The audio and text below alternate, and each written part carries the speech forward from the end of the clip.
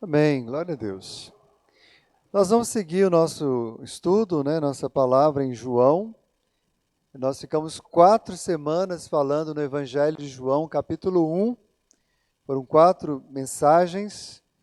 E hoje nós vamos entrar no capítulo 2, dos versos 1 a 12.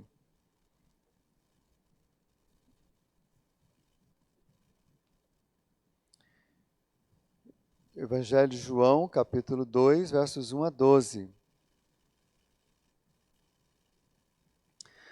3 dias depois, houve um casamento em Caná da Galileia, achando-se ali a mãe de Jesus. Jesus também foi convidado com os seus discípulos para o casamento. Tendo acabado o vinho, a mãe de Jesus lhe disse: Eles não têm mais vinho. Mas Jesus lhe disse: Mulher, que tenho eu contigo? Ainda não é chegada a minha hora. Então ela falou aos serventes: Fazei tudo o que ele vos disser. Estavam ali 6 talhas de pedra que os judeus usavam para as purificações, e cada um levava 2 ou 3 metretas. Jesus lhes disse: Enchei de água as talhas. E eles as encheram totalmente. Então lhes determinou: Tirai agora e levai ao mestre-sala. Eles o fizeram.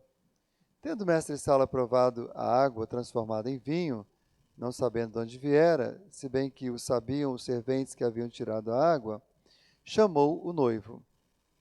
Ele disse: Todos costumam pôr primeiro o bom vinho, e quando já beberam fartamente, serve o inferior. Tu, porém, guardastes o bom vinho até agora.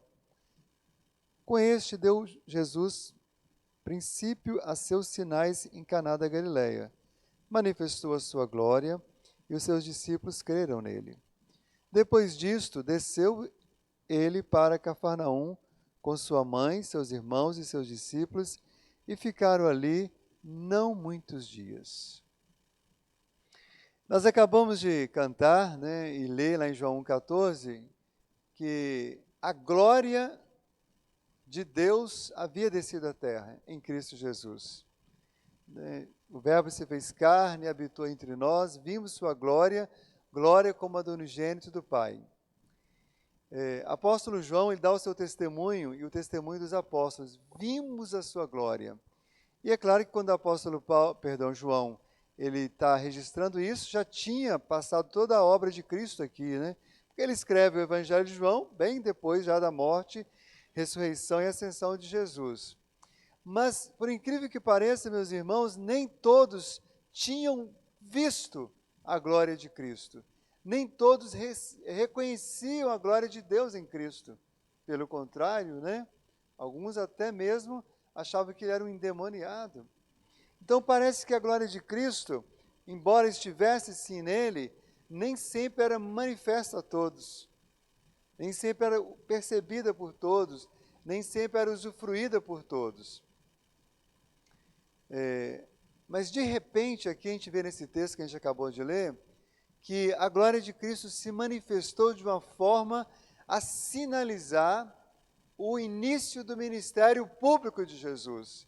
Os irmãos devem lembrar aí que acabamos de ler, verso 11, Com este deu Jesus princípio a seus sinais em Caná da Galileia, manifestou a sua glória.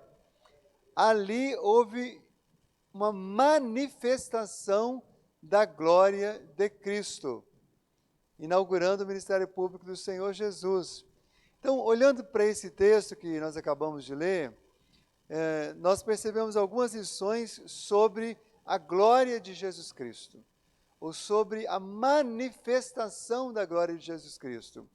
E eu quero compartilhar rapidamente 4 lições que eu percebo nesse texto, quero deixar com os irmãos para a nossa edificação. Em primeiro lugar, a glória de Jesus é manifesta no dia a dia. É muito importante lembrar que os judeus esperavam o Messias que traria uma glória material, uma glória de majestade de um rei, que pudesse impactar todo mundo, mostrar sua riqueza, o seu poder bélico, enfim, fazer o resgate lá do povo de Israel. Ou talvez alguns esperavam alguma teofania, como do Antigo Testamento, que já o Messias já chegasse com grande clangor de trombeta, com manifestações de trovão, com anjos, enfim. E de fato aconteceu, mas nem todos viram, a gente sabe disso, né? Mas a gente sabe, e aqui a gente observa que, nesse caso aqui, a glória de Cristo se manifesta, não se manifesta, vamos dizer, primeiramente em um templo, se manifesta numa festa, se manifesta numa ocasião, vamos dizer, da vida cultural do povo. A glória aqui não está sendo manifesta, meus irmãos, no templo, num salão de culto especial. A glória de Cristo aqui, e é isso que eu quero que a gente grave no coração, embora a glória de Cristo se manifesta no culto público, glória a Deus por isso, quando a gente reúne, né, no culto, a gente espera que a glória de Deus seja manifesta, mas a glória de Cristo ela não está presa a um templo feito por mãos humanas. Né? A gente precisa não somente vir para um culto com a expectativa da glória de Cristo ser manifesta, mas a gente precisa sair de um salão de culto, por exemplo, com a certeza de que a glória de Cristo pode ser manifesta ali na rua, dentro do seu carro, na mesa do seu jantar, na mesa do seu almoço, no quarto da sua casa, no seu trabalho, porque essa manifestação da glória de Cristo aqui não foi no Templo de Jerusalém, não foi na sinagoga judaica, não foi na hora de um ritual, foi no momento inesperado, inusitado. Então nós aprendemos que a glória de Cristo, ela se manifesta às vezes em coisas rotineiras, em coisas do dia a dia. A gente precisa, irmãos, crescer nessa graça de perceber a glória de Cristo em coisas simples. Sabe, quando você está lá na mesa do seu almoço, almoçando com a sua esposa, conversando, aquela comida boa, um compartilhar agradável, ou mesmo uma situação de dor e tristeza, mas que você ora e Deus traz paz, Deus traz livramento, a glória de Cristo está ali, no seu dia a dia. Você às vezes sai, faz uma viagem, nós muitos irmãos dessa igreja que viajam muito, né? Viajam, você não pode esperar para voltar para a igreja e ver a glória de Cristo somente aqui, não. A glória de Cristo te acompanha, irmão, no avião que você está, no carro que você está, é no dia a dia. A Bíblia fala que quando a gente olha para a natureza, os céus proclamam a glória de Deus. Então, a glória de Deus, ela está permeando a vida humana, até mesmo no meio da medicina, no meio da ciência, nos hospitais. Quantos livramentos, quantas histórias de pessoas que no momento de dor, no momento de dificuldade, mas ali, naquela rotina dura do hospital, viram a glória de Cristo. Médicos que viram a glória de Cristo, enfermeiros que viram a glória de Cristo, doentes, enfermos que viram a glória de Cristo, pessoas, alguns viram a glória de Cristo os convocando e eles compareceram diante do Senhor e partiram. Não foi levados pela Covid, foi levados pela glória de Cristo. E outros perceberam a glória de Cristo os curando, os tirando de lá. Irmãos, não devemos esperar tudo ficar 100%, poder virmos todos juntos ao templo para ver a glória de Cristo, comece a ver a glória de Cristo, e a glória de Cristo é que vai te trazer de volta também para o convívio da igreja. É a glória de Cristo. Nós desejamos muito ver esse templo com mais pessoas orando, mas esperamos que quem traga a você seja a glória de Cristo. Manifesta na sua casa, manifesta onde você estiver. E aqui é muito interessante a gente observar que essa coisa da família, do casamento, do noivo, é muita simbologia relacionada a Cristo e a igreja, né? O próprio João Batista, ele disse assim, o que tem a noiva é o noivo, o amigo do noivo que está presente e o ouve, muito se regozija por causa da voz do noivo, pois esta alegria já se cumpriu em mim. Então, João Batista estava dizendo, eu não sou o noivo, mas eu sou amigo do noivo. E eu ouvi a voz do noivo, eu estou alegre, eu vi a glória de Cristo, de Deus em Cristo. E agora, nessa mesma ideia do noivo, aqui, né, veja bem que esse milagre aqui, né, da água transformada em vinho acontece num casamento. Houve um casamento, os irmãos leram o texto aqui comigo.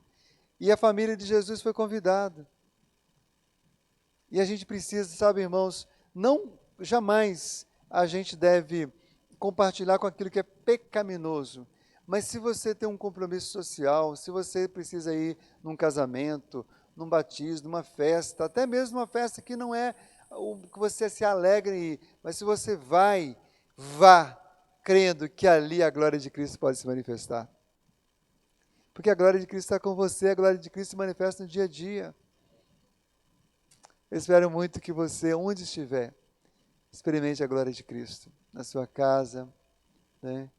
E é interessante que Jesus fazer o seu primeiro milagre ali num casamento era muito oportuno, porque também, além do simbolismo todo que envolve Cristo e a igreja, né, sua noiva, por exemplo, os essênios eram um dos grupos religiosos judeus que eles se afastaram do casamento. Eles apregoavam que uma vida santa, não era possível uma vida santa no casamento, foram se afastando. Muitos recomendavam mesmo que não se casassem, que era casado, tudo bem, podia ficar casado, mas solteiro, não casa não. E eles foram olhando para o casamento como algo contrário à vontade de Deus, e Cristo faz o contrário. Começa o seu ministério no casamento, manifesta a sua glória no casamento. Aliás, meus irmãos, oremos, eu falei para orar pelos pastores, oremos pelos líderes da igreja. Quantos líderes eles estão adulterando, não com outra mulher, quem sabe, mas quem sabe com a própria igreja, porque eles abandonaram suas esposas, abandonaram suas famílias e se entregaram de uma maneira promíscua à igreja.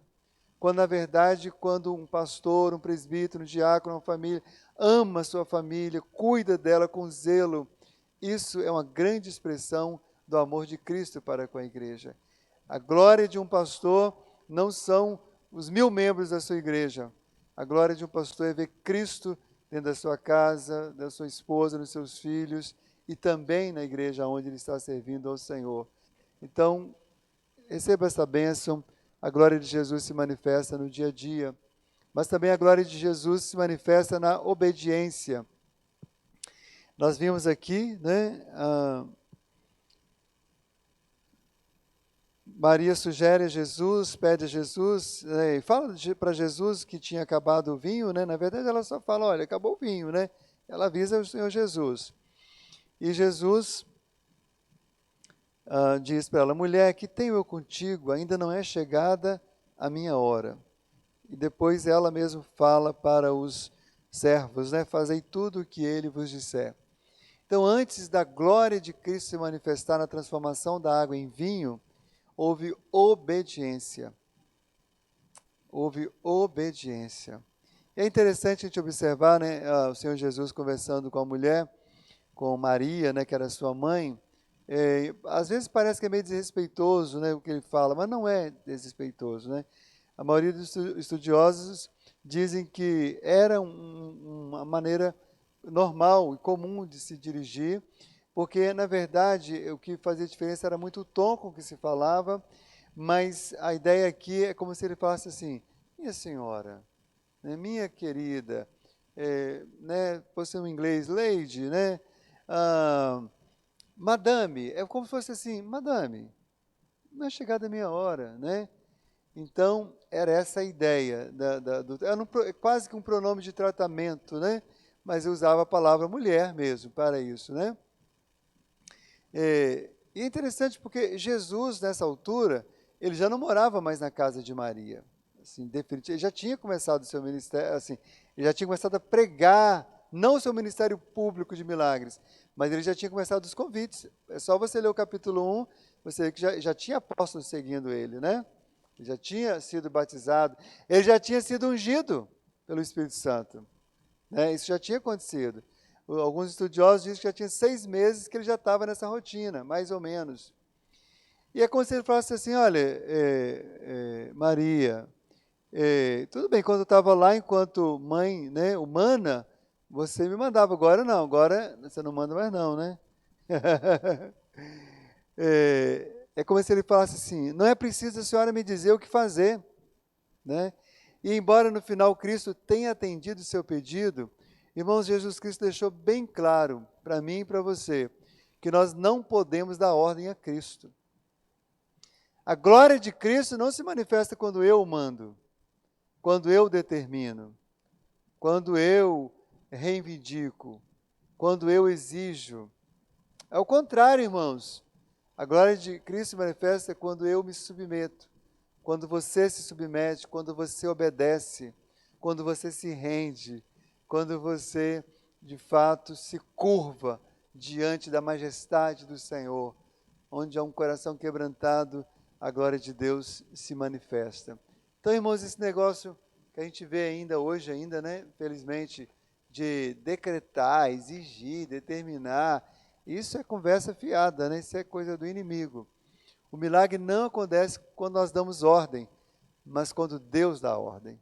A glória de Cristo se manifesta quando Ele manda. Quanto a nós, tem um escritor que ele, falando sobre isso, sobre a questão da obediência e do milagre, ele vai dizer: quanto a nós, importa que mostremos a obediência da verdadeira fé.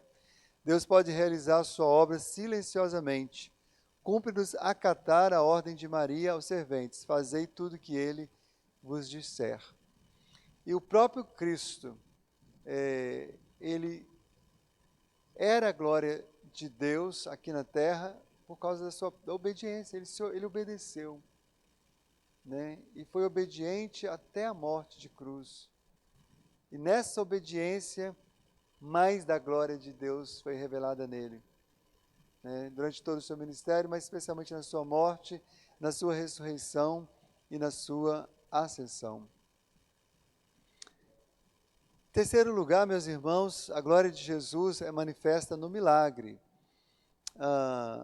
O milagre em apreço, né, que a gente viu aqui, era um testemunho de quem era Cristo, né? Era um sinal de que, de fato, ele era o Messias. E foi o primeiro de muitos e muitos e muitos e muitos milagres. Jesus curou enfermos, Jesus levantou mortos, Jesus fez o mar revolto acalmar. O Senhor fez muitos milagres, em cada milagre a sua glória era maior, a sua glória era revelada. Havia temor no coração daqueles que viam os milagres do Senhor Jesus Cristo acontecendo. Aqui alguns dizem que aqui há um milagre chamado milagre criativo, ou da criação, né? Porque se os irmãos pararem para analisar a questão do vinho, da uva, né? Na verdade, existe uma água sendo transformada em vinho, só que num processo longo, né? Desde aquela semente que cai, que nasce a videira, que produz a uva, depois a uva é amassada. Ali tem muita água, né? E até que chega o vinho, devidamente preparado. Agora aqui, tudo isso acontece num estalar de dedos. Haja vinho e houve vinho, né? O que Deus faz criativamente na sua providência, por meio da agricultura, por meio das vinícolas, Jesus faz agora instantaneamente, né? Mostrando o seu poder sobre a criação. E tanto no Antigo quanto no Novo Testamento, nós vamos ver sempre os milagres relacionados à glória de Deus. Mesmo lá no Antigo Testamento, a gente vai ver, por exemplo, em Deuteronômio 26:8, o Senhor nos tirou do Egito com poderosa mão e com braço estendido, e com grande espanto, e com sinais e com milagres. E o próprio Deus disse assim em Êxodo 14:14, endurecerei o coração de Faraó para que os persiga, e eu serei glorificado em Faraó e em todo o seu exército. E saberão os egípcios que eu sou o Senhor. Eles assim o fizeram. Êxodo 14:14. Então, quando a manifestação de um prodígio é para a glória de Deus, meus irmãos. Eu creio em milagres, e toda igreja devia orar por milagres na vida dos membros da igreja. Você devia orar por milagre na sua família, querido. Tem muitas coisas acontecendo na sua casa, nesse mundo, na igreja, que só um milagre. Mas lembre-se desse pequeno, grande detalhe. A glória de Cristo deve ser manifesta neste milagre. Quando Deus manda um milagre, não é para a sua glória, para a minha glória, não é para a glória de homens, de religião, de denominação, é para a glória de Cristo. E a gente deve sim crer e esperar. Como aconteceu, Lucas 5:26 registra, todos ficaram atônitos, davam glória a Deus e possuídos de temor diziam, hoje vimos prodígios. Que isso aconteça também aqui, que muitas pessoas fiquem atônitas nesse templo, pessoas que vão assistir este vídeo, pessoas que estão nos ouvindo agora e que possam também glorificar a Deus em nome de Jesus. Eu não sei qual milagre que você precisa, qual milagre que Deus vai operar. Às vezes a gente pede um milagre e Deus faz outro. Mas creia que a glória de Deus pode ser manifesta no milagre em sua vida em nome de Jesus. Em quarto e último lugar, meus irmãos, quero considerar com vocês que a glória de Cristo é manifesta na fé.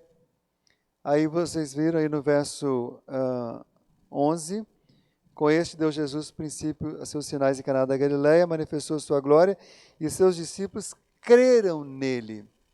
Irmãos, é claro que os discípulos já criam em Cristo, né? Pelo menos no sentido de que eles viam ele como uma pessoa veraz, verdadeira, legítima, honesta, Messias. Mas aqui ele aponta o seguinte, que essa fé ela cresce, ela se fortalece, ela fica robustecida com este milagre. Isso acontece muito conosco, né? Todos nós temos uma fé, mas ela pode crescer, ela pode desenvolver, ela pode ser confirmada. E eu já vi crentes que têm fé salvadora, vai para o céu, mas eles não têm fé que Deus pode fazer isso, fazer aquilo. E quando eles veem, a fé é fortalecida, né? E mesmo uma pessoa ímpia, antes dela crer para a salvação, ela, entre aspas, crê no sentido de dar crédito, né? Ela dá crédito à Bíblia, dá crédito a você que está evangelizando, mas tem um momento que ela crê para a salvação, é a fé salvadora que o Espírito Santo coloca. Mas o que nós queremos trazer para os irmãos é que a Bíblia é muito clara, meus irmãos. Sem fé é impossível agradar a Deus. Quem se aproxima de Deus, quem quer ver a glória de Cristo, precisa ter fé. E quanto mais fé, mais glória de Cristo. É um ciclo virtuoso, não vicioso, virtuoso, onde nós podemos crescer. A Bíblia conta que Jesus não fez muitos milagres ali, referindo-se à sua terra natal, né, Nazaré, por causa da incredulidade deles. Lá em Hebreus também, capítulo 3, 19, nós encontramos, vemos, pois, que não puderam entrar por causa da incredulidade, se referindo àqueles que não conseguiram entrar na terra de Canaã. Não entraram, não viram a glória de Cristo em Canaã, porque por causa da incredulidade. E nós precisamos pedir a Deus, aumenta-nos a fé, né, para que a gente veja a glória de Cristo na nossa vida, na nossa casa, cada dia mais, para a honra e para a glória dele.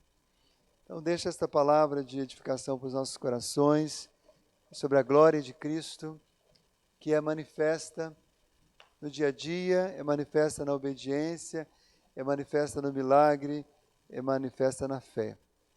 E Deus possa revelar para você nessa noite a glória dele. Nós, por milagre,